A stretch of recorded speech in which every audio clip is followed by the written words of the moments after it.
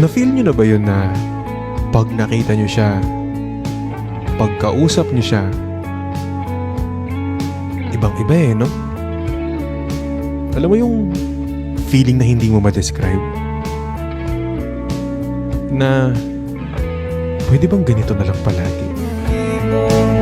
Ang tahanan, tagpuan, wala ka, ano, hihilom, ang sugat, nagawa sa pagmamahalan,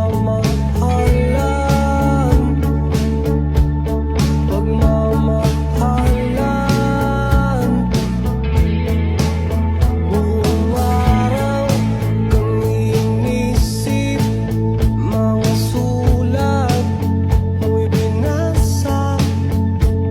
Paano ba titigil ang pagluha, nagawa sa pagmamahalan,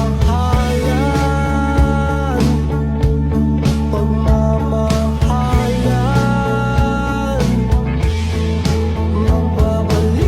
ang nakaraan, ibabalik ang pinagmulan, umaasa,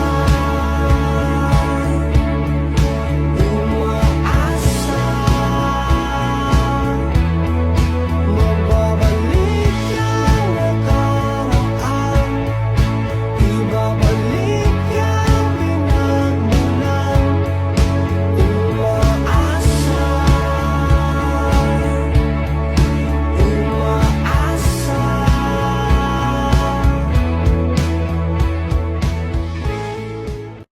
Paano kung nakilala mo ang taong mahal mo sa maling panahon at pagkakataon? Handa ka bang ipaglaban siya? At ang nararamdaman mo kahit alam mo na hindi ikaw ang pipiliin niya sa bandang huli? O susuko ka na lamang at hindi na ipapaalam sa kanya kung ano at sino ang nilalaman ng puso mo?